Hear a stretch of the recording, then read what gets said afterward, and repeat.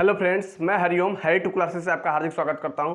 दोस्तों, आज मैं इतिहास से एक महत्वपूर्ण टॉपिक लेके आया हूं जो आपके हर एग्जाम में, जो आईएएस से लेकर पीसीएस तक यानी सिविल एग्जाम से लेकर वनडे एग्जाम तक हर एग्जाम में हिस्ट्री से क्वेश्चन बनता है। तो एक दो क्वेश्चन ऐसे पुस्तक से बन जाता है जो आप नाम याद करते हैं, लेकिन याद करने के बाद रिवीजन न करने के कारण भूल जाता है दोस्तों।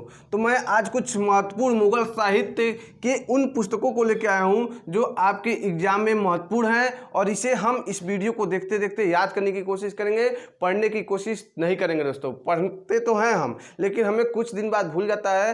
तो आज हम इस वीडियो में देखते देखते इसे याद करने की कोशिश करेंगे। तो आप वीडियो के अंत तक बने रहिए दोस्तों। तो मैं सीधे टॉपिक पे चलता हूं दोस्तों। तुजुक-ए-बाबरी।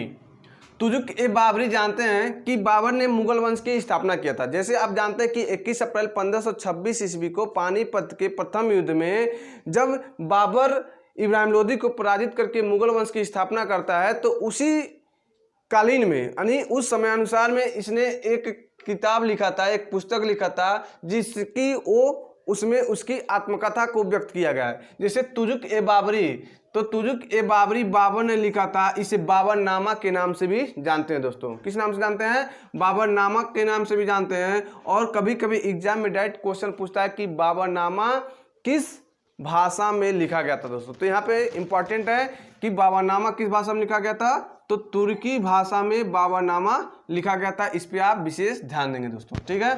दीवान, ये दीवान के नाम से एक काव्य संग्रह किया था बाबर ने।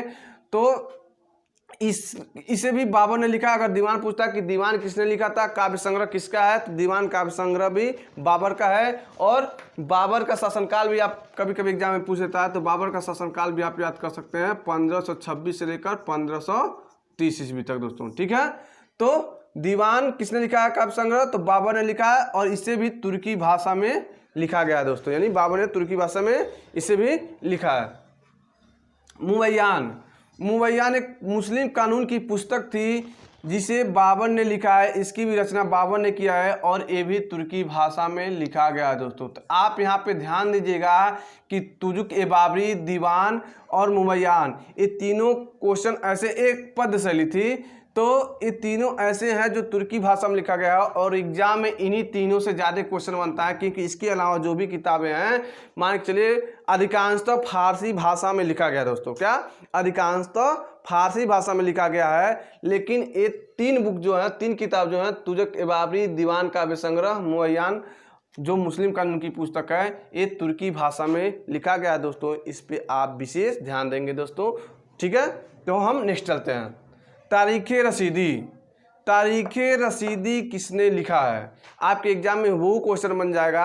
आप चाहे वनडे एग्जाम की तैयारी कर रहे हो या टीजीटी पीजी की तैयारी कर रहे हो, इतिहास से जहाँ भी क्वेश्चन बनता है, तो ये बहुत ही महत्वपूर्ण टॉपिक है दोस्तों। आप मुगल कालीन साहित्य को एक नज़र में एक जगह आपको मिल रहा है, और ऐसे क्वेश्चन है जो इंपॉर्टेंट है। अगर आप टीजीटी की, नेट, जेआरएफ की भी तैयारी कर रहे हैं, तो यहाँ से 1 या 2 नंबर क्वेश्चन बनने का दोस्तों पूरा चांस है। आप इस वीडियो को अंत तक देखिए। तारीख़ रसीदी, तारीख़ रसीदी के रचनाकार कौन है, यानी तारीख़ रसीदी की रचना किसने की? मिर्जा हैदर दोगलत। मिर्जा हैदर दोगलत ने तारीख़ रसीदी की रचना की थी दोस्तों, ठीक है। नेक्स्ट चलते हैं। तज़किरात-उल-वाक़ियात। तज़किरात-उल-वाक़ियात की रचना किसने की थी? तो तज़किरात-उल-वाक़ियात का जौहर आफ्तावाची किया था दोस्तों। किसने किया था? जौहर आफ्तावाची दोस्तों, ठीक है। तो एक बार फिर देखिए, तज़किरात-उल-वाक़ियात का जौहर आफ्तावाची ने किया था। ये हुमायूं का पुराना नौकर था दोस्तों। जौहर आफ्तावाची क्या था? आफ्तावाची है या आफ्तावाची कहीं कहीं लिखा रहता है, ये हुमायूं का पुराना नौकर रहता है। वाक़ियात-ए-मुश्ताकी, वाक़ियात-ए-मुश्ताकी किसने लिखा है? तो रिज़कुल्लाह मुश्ताकी ने लिखा दोस्तों। किसने लिखा है? रिज़कुल्लाह मुश्ताकी ने लिखा है। इसे आप ध्यान रखिएगा। तोहफ़ा-ए-अकबर शाही, तोहफ़ा-ए-अकबर शाही किसने लिखा है? तो अब्बास खां सरवानी ने लिखा दोस्तों। किसने लिखा है? अब्बास खां सरवानी ने लिखा है दोस्तों। आगे हम चलते हैं। नफ़ाइस-उल-मासीर, नफ़ाइस-उल-मासीर की रचना किसने की थी? तो नफ़ाइस-उल-मासीर की रचना किसने की थी? मीर अलाउद्दौला कजोनी ने किया था दोस्तों, ठीक है दोस्तों। मीर अलाउद्दौला कजोनी ने किया था। नेक्स्ट हम चलते हैं। तारीख़-ए-अल्फ़ी, तारिक ए अल्फी की रचना किसने की? तो तारिक ए अल्फी की रचना मुल्ला दाऊद ने किया था दोस्तों। किसने किया था? तारिक ए अल्फी की रचना मुल्ला दाऊद ने किया था दोस्तों। नेक्स्ट हम चलते हैं अकबरनामा। ये तो बहुत फेमस है, इसे लगभग सभी बच्चे जानते होंगे, लेकिन मैं आसान को लिया ही हूँ जो एग्जाम में क्वेश्चन बनने लायक है, नेट में, जेआरएफ में, टीजीटी पीजीटी में, उस क्वेश्चन को मैं यहाँ समाहित किया हूँ कि इससे आपकी तैयारी बेहतर हो सके दोस्तों। ठीक है, तो मैं सीधे पॉइंट पे चलता हूँ। अकबरनामा की रचना किसने की? तो अकबरनामा की रचना अबुल फजल ने की थी। और कभी कभी अबुल फजल ने अकबरनामा की जो रचना की थी वो 3 भागों में बटा हुआ है, तो कभी कभी आईने अकबरी के नाम से भी ये पूछ देता है। तो आईने अकबरी के नाम से पूछता है तो आप अबुल फजल को भी तभी टिक करेंगे, यदि अकबरनामा के नाम से पूछता है तो अबुल फजल को ही टिक करेंगे दोस्तों। ठीक है, नेक्स्ट पॉइंट पर हम चलते हैं। तबकाते ए अकबरी। तबकाते ए अकबरी ये एग्जाम में बहुत बार क्वेश्चन बन चुका है दोस्तों। घटना चक्र उठा के देखिए, या टीजीटी का पुराना क्वेश्चन पेपर उठा के देखिए, या हिस्ट्री से जहाँ भी क्वेश्चन बनता है वहाँ देखिए तबकाते ए अकबरी बहुत सारे एग्जाम में पूछ चुका है। तो तबकाते ए अकबरी की रचना निजामुद्दीन अहमद ने किया था। आप याद करिए, तबकाते ए अकबरी निजामुद्दीन अहमद ने किया था। मुंतखब उत तवारीख, ये भी क्वेश्चन दोस्तों बहुत इंपॉर्टेंट है, आईएमपी है, इसे भी आप ध्यान में रखेंगे कि मुंतखब उत तवारीख अब्दुल कादिर बदायूनी ने किया था दोस्तों। देखिए दोस्तों, आप पढ़ रहे हैं तो पढ़ना तो पड़ेगा, समय आपका लग रहा है तो आप पढ़िए और अपने लक्ष्य को प्राप्त करने के लिए पूरी ईमानदारी के साथ इसमें जुट जाइए, क्योंकि इस लॉकडाउन का फ़ायदा अगर आप उठा लिए तो आगे आने वाले साल में जो भी वैकेंसी आएगी आप उसके लिए योग्य हो सकेंगे और अपने एक सीट पक्का कर सकेंगे दोस्तों। ठीक है, तो मैं सीधे पॉइंट पे चलता हूँ। तो मुंतखब उत तवारीख अब्दुल कादिर बदायूनी ने लिखा था। तुजुक ए जहांगीरी, क्या है? तुजुक ए जहांगीरी किसने लिखा था? तो देखिए, तुजुक ए जहांगीरी जहांगीर की आत्मकथा थी। इसे कुछ समय तक जहांगीर ने लिखा था। किसने लिखा था? इसे कुछ समय तक जहांगीर ने लिखा था, लेकिन इसे पूरा नहीं कर पाया। तो कुछ समय बाद इसे मोतबिंद खां भी ने इसमें सहयोग किया और लास्ट में इसे पूरा करता है मोहम्मद हादी। तो यदि आपके एग्जाम में क्वेश्चन ऐसे भी बन सकता है कि तुजुक ए जहांगीरी जो जहांगीर की आत्मकथा है, उसकी आत्मकथा में किसने सहयोग नहीं किया या किसने उसकी रचना में सहयोग नहीं दिया, तो आप तीनों का नाम याद रखेंगे, जहांगीर, मोतबिंद खां और मोहम्मद हादी। आप इसे याद रखेंगे, इसके अलावा कोई ऑप्शन रहता है। जैसे आप लोग क्वेश्चन पढ़े होंगे कि कुतुब मीनार का निर्माण किसने किया था, तो आप जानते हैं कि कुतुब मीनार का निर्माण किसने किया था? कुतुबुद्दीन ऐबक ने किया था, लेकिन उसे पूरा कराने का कार्य इल्तुतमिश ने किया था। लेकिन फिर तुगलक वंश के शासनकाल में फिरोज शाह जो तुगलक थे, कुतुब मीनार पे बिजली गिर जाने के कारण उसमें भी उसने सहयोग दिया था। तो कभी कभी एग्जाम में ऐसे बनता है कि कुतुब मीनार में किसने या उसके निर्माण में किसने सहयोग नहीं किया था। तो इन तीनों का नाम याद रखेंगे, किसका किसका? कुतुबुद्दीन ऐबक का, उसके बाद इल्तुतमिश का, और उसके बाद क्या है आपका?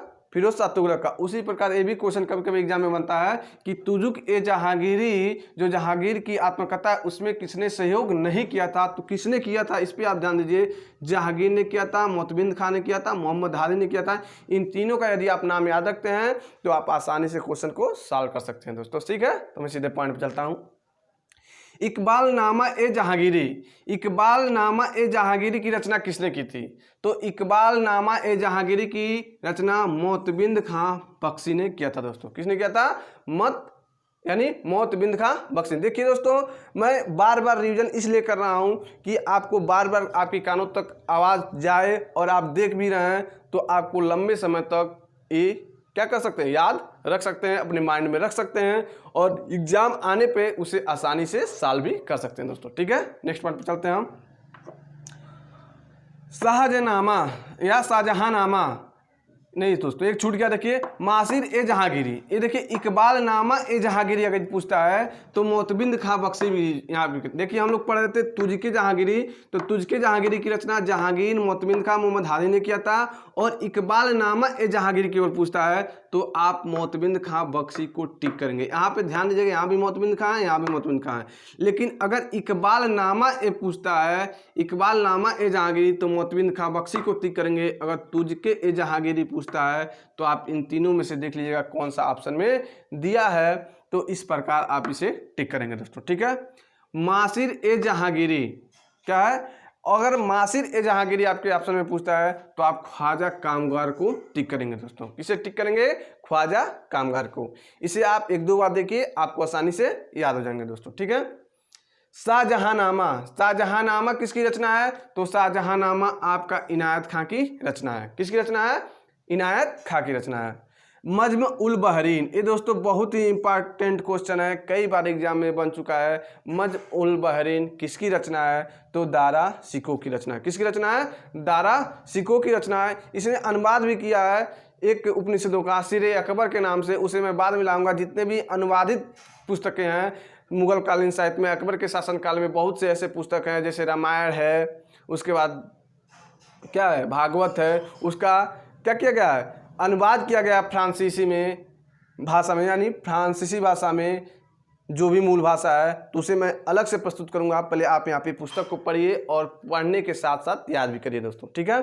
तो शाहजहांनामा इनायत खान ने लिखा है, मज्म उल बहरीन दारा शिकोह ने लिखा है, और फतुहात ए आलमगीरी, क्या है? फतुहात ए आलमगीरी ईश्वरदास नागर की रचना है दोस्तों। किसकी रचना है? ईश्वरदास नागर की रचना है। आलमगीरनामा, ये भी क्वेश्चन इंपॉर्टेंट है, कई बार एग्जाम में बना हुआ है कि आलमगीरनामा किसकी रचना है? तो आलमगीरनामा दोस्तों आपकी काजिम सिराजी की रचना है। ये भी इंपॉर्टेंट क्वेश्चन है, बहुत बार एग्जाम में क्वेश्चन बना हुआ दोस्तों। नुस्खा ए दिलकुशा, क्या है? नुस्खा ए दिलकुशा किसकी रचना है? तो भीमसेन सक्सेना बुरहानपुरी की रचना है नुस्खा ए दिलकुशा, ठीक है दोस्तों। तो मैं एक बार रिवीजन फास्ट कर देता हूँ, जिससे आपको दोबारा रिवीजन हो जाए और लंबे समय तक आपके दिमाग में बना रहे। तो देखिए, तुजुक ए बाबरी बाबर ने लिखा था, तुर्की भाषा में लिखा था। दीवान एक काव्य संग्रह के नाम से बाबर ने लिखा था, ये भी 1526 से 30 इसका शासनकाल है। मुवैयान, ये भी एक पदशैली है जो मुस्लिम कालीन की एक पुस्तक है, जो बाबर ने, इसे भी तुर्की भाषा में लिखा गया था। ये 3 बुक आप याद रखिएगा क्योंकि ये तुर्की भाषा में लिखा गया दोस्तों। हुमायूंनामा गुलबदन बेगम ने लिखा है। तारिक रसीदी मिर्जा हैदर दोगलत ने लिखा है। तज़किरात उल वाक़ियात जौहर आफ्ताब वाची ने लिखा है। वाक़ियात ए मुस्ताकी, मुस्ताकी से आप इसे याद कर सकते हैं, रिज़्क़ुल्लाह मुस्ताकी। तोहफ़ा ए अकबर शाही, तोहफ़ा ए अकबर शाही किसने लिखा है? तो अब्बास खां सरवानी ने लिखा है। यदि तबकाते ए अकबरी पूछता है तो निजामुद्दीन अहमद को टिक करेंगे, और तोहफ़ा ए अकबर शाही पूछता है तो अब्बास खां सरवानी को टिक करेंगे दोस्तों, ठीक है। नफ़ाइस उल मासिर, नफ़ाइस उल मासिर को मिर अल्लादुल्ला कजौनी ने लिखा है। तारिख ए अल्फी, तारिख ए अल्फी किसने लिखा है? मुल्ला दाऊद ने लिखा है। अकबरनामा या आने अकबरी पूछता है तो आप अबुल फजल को टिक करेंगे। तब कहते अकबरी निजामुद्दीन अहमद बता ही दिया हूँ। मुंतखब उत तवारिक, ये भी इंपॉर्टेंट क्वेश्चन है, तो मुंतखब उत तवारिक अब्दुल कादिर बदामी ने टिक किया दोस्तों। तुझके जहांगीरी, तुझके ए जहांगीरी की रचना जहांगीर ने भी किया है, मोतबिन खां ने किया, और पूरा उसे मोहम्मद हादी ने किया। अगर एग्जाम में पूछता है कि तुझके ए जहांगीर जो जहांगीर की आत्मकथा है उसे पूरा किसने किया था, तो आप मोहम्मद हादी को टिक करेंगे दोस्तों, ठीक है। आगे चलते हैं। इकबालनामा ए जहांगीरी, इकबालनामा ए जहांगीरी मोतबिन खां बख्शी ने लिखा है। मासिर ए जहांगीरी यदि पूछता है तो ध्यान रखिएगा आप ख्वाजा कामगार को टिक करेंगे। शाहजहांनामा, शाहजहांनामा किसने लिखा है? तो इनायत खान ने लिखा है। मज्म उल बहरीन, मज्म उल बहरीन को दारा शिकोह ने लिखा है। ये क्या है? शाहजहां का सबसे बड़ा पुत्र था दोस्तों, ठीक है। फतुहात ए आलमगीरी, फतुहात ए आलमगीरी ईश्वरदास नागर ने लिखा है। आलमगीरनामा काजिम सिराजी ने लिखा है। नुस्खा ए दिलकुशा भीमसेन सक्सेना बुरहानपुरी ने लिखा है, ठीक है दोस्तों।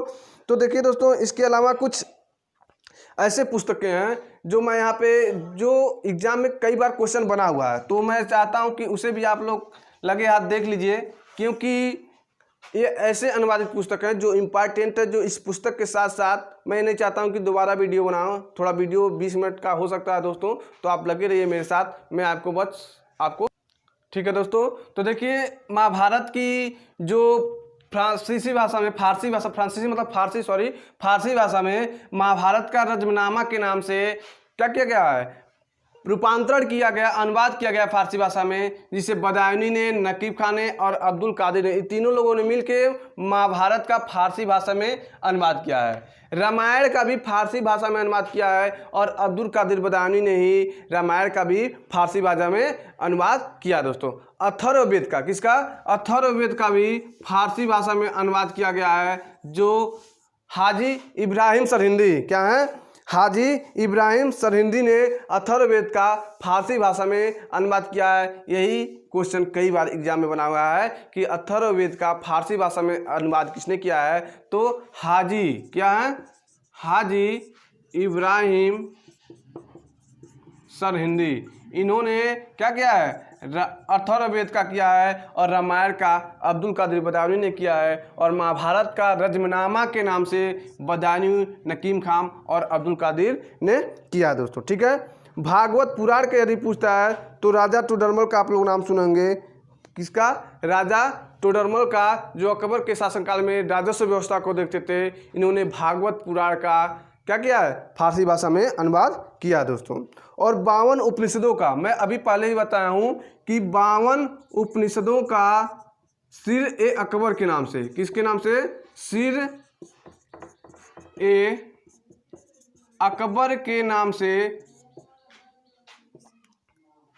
शाहजहां का बड़ा पुत्र दाराशिकोह ने 52 उपनिषदों का सिर ए अकबर के नाम से फारसी भाषा में अनुवाद किया था दोस्तों। ठीक है, तो मैं वीडियो को यहीं रोकता हूं दोस्तों। ये बहुत ही इंपॉर्टेंट क्वेश्चन है, इसे आप पढ़िए, समझिए, वीडियो को देखिए 1 से 2 बार में आपको आसानी से याद हो जाएंगे दोस्तों। तो वीडियो यदि आपको अच्छा लगा हो तो वीडियो को लाइक करिए, शेयर करिए, और चैनल को सब्सक्राइब करने के बाद जो बगल में घंटी का निशान है दोस्तों उसे दबा लीजिए, कि जिससे आपको आने वाले अगले वीडियो का नोटिफिकेशन जरूर प्राप्त हो दोस्तों। ऐसे इतिहास और संविधान से संबंधित और सुपर टेट से संबंधित या वनडे एग्जाम की आप तैयारी कर रहे हैं तो आपको बहुत ही अच्छे और सरल ढंग में विस्तार से आपको समझाया जाएगा।